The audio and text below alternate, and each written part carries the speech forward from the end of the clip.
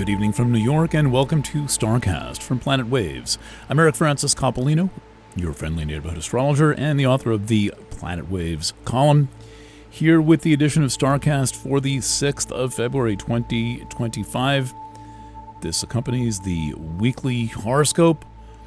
I have done a special comment, Starcast, to accompany the article about how the students were right about what was going on in Gaza. But this discussion right now, right here, in this recording, is about astrology. And we are in, I think, one of the first moments where there's some vibration of the real astrology of 2025 and 2026, which is taking its time getting warmed up, but it is well on the way. And we have a major event on Friday, February 7th. This is something I have been tracking since maybe this time in 2024, and that is the conjunction of Saturn and a centaur planet called Nessus.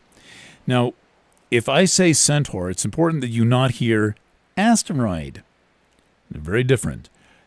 Centaurs may be the size of asteroids, but something with a 50 or 120 or 140 year orbit ain't no asteroid.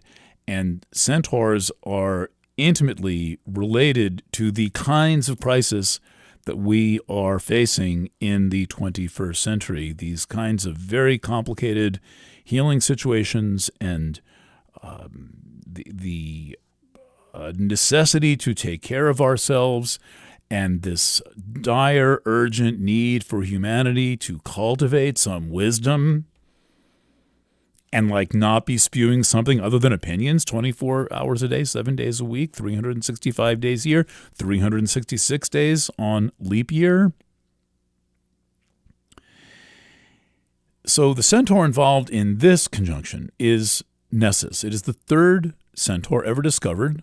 In order, they were Chiron in 1977, Pholus in 1992. There was a long gap between those two. And then the next year, Nessus was discovered.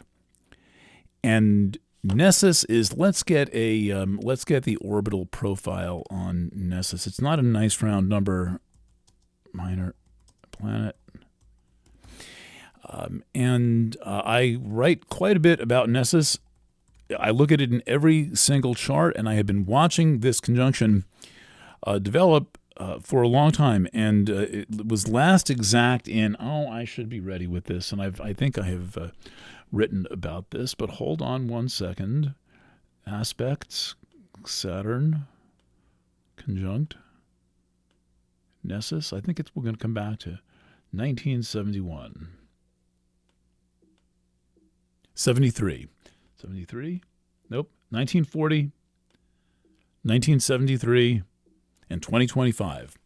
And the pacing of the conjunction involves the cycle of Saturn plus the amount of time that Nessus has covered in approximately the number of degrees Nessus has covered in approximately one Saturn cycle. So, for example, it's quite the Saturn cycle is 29 years, but we last had this event in 1973, a little more than 50 years ago. So Nessus went that far, and it took Saturn that long to catch up with it. The one that happened in 1973 was in Gemini, and this is an important factor for pretty much everyone born in the 60s and 70s is Nessus in Gemini. Worth an article. If one person writes to me and says, I really want an article about Nessus in Gemini, I will do it. And then the current one we're experiencing now is with Nessus in Pisces. Now, both Saturn and Nessus address the theme of accountability. That is the bottom line. And in a sense, the bottom line of Saturn is the bottom line, and the bottom line of Nessus is the bottom line. Good key phrase for Nessus, The buck stops here. And that means one deals. The phrase "the buck stops here" has got nothing to do with the buck, the dollar. It has to do with the buckhorn in poker. And when the buck would be passed to someone and they would have to deal. And then if you didn't want to deal, you would pass the buck. And so the expression, "the buck stops here," which came off of a nameplate on the desk of some general, and then Harry Truman stole it from the general and put it on a nameplate on his desk. And then it was picked up by Melanie Reinhardt for the delineation of Nessus. It means the one who takes responsibility. Now, Harry Truman did not really take responsibility. He blamed dropping the atomic bomb twice on the Japanese on God. So we can't really count Harry Truman as an example of someplace where the buck stops. However, it has to be with those of us who are sensitive to the underlying truth of what astrology is talking about. And so we have this conjunction. It takes place at 18 degrees and 13 minutes of Pisces. I've got to reach for a book. My headphone cords are not long enough, so hold on a second. Okay, so 1813 Pisces is degree 19. And with a big event like this, I think it's always worth checking the Sabian symbol. It may not tell you what it's about, but it may tell you something about how it's going to express itself.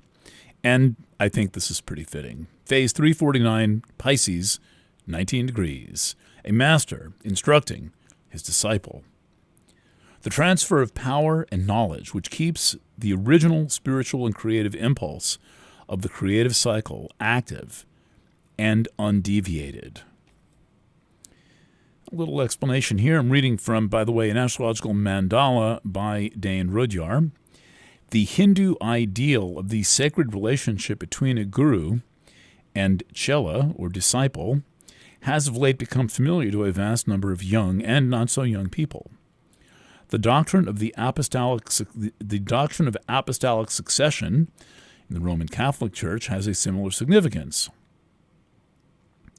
Essentially, this is about passing the torch of a tradition without the tradition being distorted. Okay, well, good luck with that. But here we are, and here we have our moment. So this conjunction had a close call. It came within 1 degree on July 4th, 2024. And then Saturn went retrograde right then. And that was as close as they came, was 1 degree. So we got a warm-up for this in the summer of 2024. And with a thing like this, what I will do is if I see something coming a year ahead, rather than playing it up, what I do is I just keep dropping hints into the horoscope about what the theme of this is about. And it's not just Pisces. This resonates for everyone in a slightly different way based on your sun sign and rising sign and your individual kind of personal reality. And so this is the underlying astrology of the theme of get your shit taken care of. Now, there was a bit of this with Pluto in the last degree of Capricorn. I was also emphasizing that theme between September and November of 2024. And this is very similar. Saturn, ruler of Capricorn, very much traditionally and in modern times associated with responsibility and accountability, and Nessus associated with individual responsibility and accountability. We don't like those words, those ideas. Right now, the whole world is organized such that it seems as if nobody is responsible for anything. And this includes absolutely outrageous criminal acts. I heard a story today of someone who was high as a tree, had 4 people in the car she was driving, got into a car accident. She was the only survivor and wasn't charged with criminally negligent homicide. She wasn't charged with any form of manslaughter. I mean, I don't understand how that's even possible. Okay, so we see a lot of this in the world. And it is my proposition that the world right now is designed to evade and avoid and kind of not only evade and avoid accountability, but to get rid of the whole concept of accountability. But ultimately, we all show up here with our life purpose. We show up with our personal mission. We show up with our personal karma.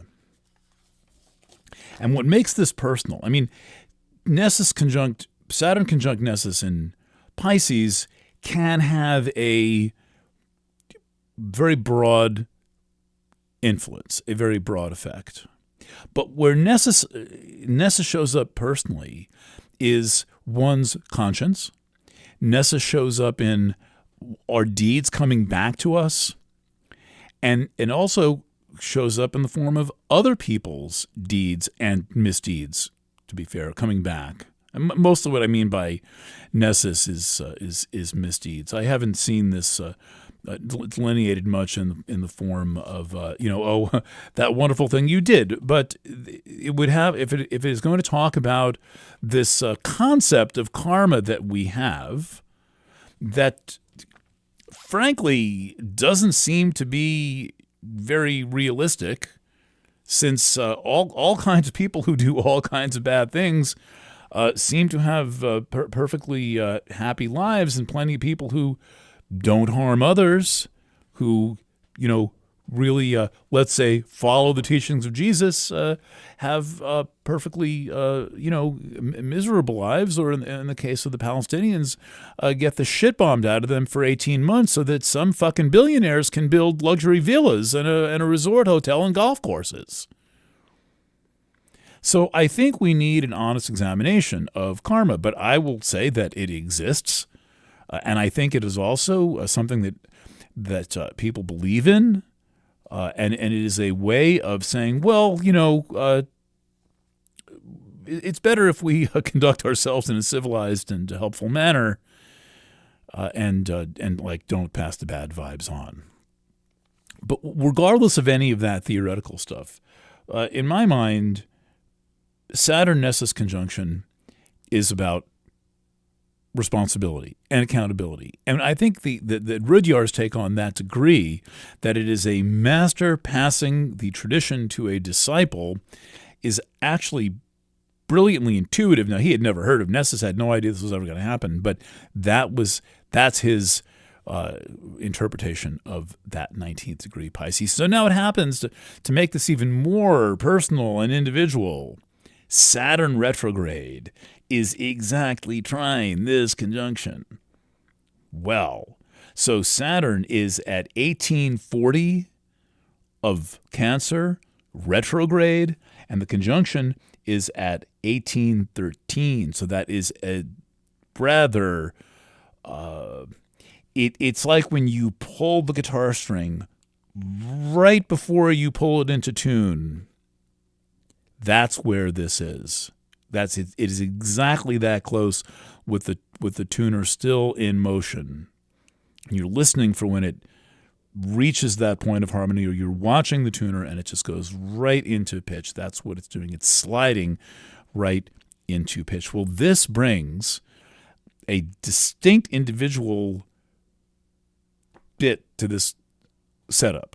And the retrograde, especially in Cancer, is talking about regrets. It is talking about unexpressed emotions.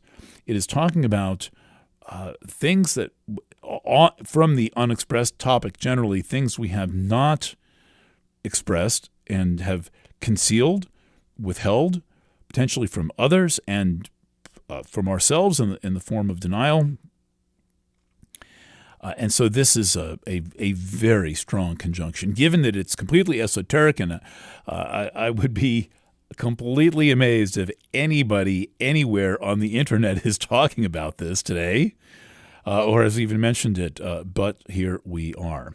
So the conjunction of Nessus and Saturn with Mars exactly trying it. Now, while that's going on, Mars is also making a quincunx to Mercury and the Sun. That is exactly 1 degree in the case of Mercury, and less than 1 degree, and just 1 degree in the case of the Sun. So that is brought in to the equation. And this, of course, is in the background of all else that we are experiencing. And that includes the astrology of our time, really, is the Chiron Eris conjunction. Now, this has been building for a long time. It's still 5 degrees out. It's not exact until later in the spring, but we are under the influence of this conjunction. And it's important to know that. Just as with the Saturn-Nessus conjunction, this was last exact in 71, 72. And it really is amazing how this can be, how these cycles are like this. I mean, the planets were not discovered. They have these, in the case of centaurs, they have these erratic, unstable orbits. Chiron conjunct Eris. So let's get the... While we're here, let's get the exact dates on that. Chiron conjunct Eris. So the previous dates were May 71, September 71, March of 72, and then while that's going on, as it is now, Saturn-Nessus conjunction going on right the next year. So that was a very alive time in history. That was really, I was too young to fully appreciate it, but it was. I was awake enough that, for example, I was aware of Watergate and what was going on the highest levels of government in the United States was quite incredible, and a very powerful social time for social movements. All of the activist movements that we take for granted today, most of them, not all of them, most of them have their origin in the early 1970s, and a great deal else was going on. I think that it was there was a certain kind of idealism still in the air at that time. There was a sense that humans are capable of more, that something better is possible. And this is under the influence of centaurs that nobody knew existed. Nobody knew about Chiron. Nobody knew about Nessus. Eris had not been discovered. All there was Saturn. Pity the fools who didn't know about these planets, and pity the fools who don't know about them in our time, when I think their themes, their purpose, their necessity, the messages that they have for us are, this is the moment when those messages are relevant. All right, what else going on? We're heading for, so we're on Mars retrograde. Mars will be retrograde for about 2.5 more weeks. That stations to direct motion on the 23rd. Before that happens, we have the Pisces full moon. That is on the 12th. I believe that is Tuesday. I forgot to say at the top of this program that there will be, good Lord willing, a new episode of Planet Waves FM. So no, the 12th is a Wednesday. Planet Waves FM will be on Tuesday night, the 11th. So that's the full moon. Full moon chart, exciting for a number of reasons. Eris is brought right in. The lunar nodes are brought right in. Eris is at exactly trine the full moon, so that will open up a little tap into Eris. We'll see what that's about. Sun sextile Eris, Mercury in Ceres right there. So an exciting full moon. It doesn't, I don't want to speak too soon, but it doesn't look so fraught. It looks like, kind of a good full moon to, if it's warm enough out, if you have a little wood and an outside fireplace, to light a fire and hang out with some friends here during the full moon with the sun in Aquarius. All right, that is about what I have to say to you for now, having said quite enough. But I will tell you a little bit about some of the other work that I do, which is all available on a newish website called astrology.boutique.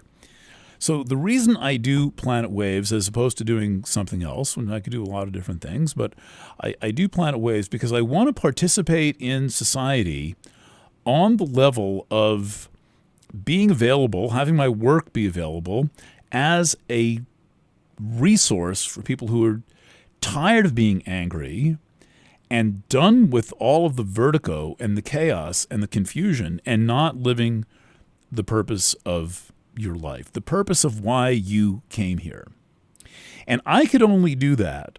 I could only present this if I'm doing it myself. And I am doing a pretty good job of living for the purpose that I came here. And I do a bunch of other things besides astrology. I, of course, bring in music and art into the astrology and all of that. But my purpose is to provide, I'm trying to avoid using the word help, but to provide resources for those who are interested in growing and learning and helping yourself. That's what my work is the very, very best at. So you will find all of that at astrology.boutique. Astrology.boutique. There's no shortcut to it. We might make one, but in any event, that's what it is. And so everything I do through astrology is available there. And it's like, I know there's a lot of choices, and you may think, what do I get? What do I start? Start with the newest reading for your sign. Start with the reading for your sign from the annual edition, from The Awakening, which just came out a month and a little bit more than a month ago, and it is still absolutely fresh and beautiful and will be well into 2026. And give it a shot. There's plenty of places to listen. There's samples of everything. You could sit and listen to samples of all these readings like all night, if you need to or want to. And then if something moves you, try it out. I am the best, I think, when people are either in deep transition or are freaked out. Basically, I'm kind of like the hog farm at the Woodstock Festival, the place where you can drop in if you're having a bad trip. If you're having a bad trip, Planet Waves is a really good place to drop in and pick up some good vibes and to hear the thing that I offer, I think, the very best, which is encouragement, which is support for who you are. My whole kind of project is to create things that help people turn back toward themselves and not be looking for approval of the world outside of them, and to help you make the decisions you need to make to get on the path that you want and need to be on. So all that stuff is low priced. It is, all the stuff is like $30. I know that's not free, but we help people out. If you have a need for a discount, write to us at cs@planetwaves.net. One of our founding principles is we don't turn people away for lack of money, and nearly everyone who's into astrology can afford $30 for a reading, but if you can't, write to us, and we'll send you a discount code. Now, I also do consulting. I realize I seem to be a little bit high profile to do extremely high sensitivity cases, but that's not really true because astrologers all take a lot of secrets with them.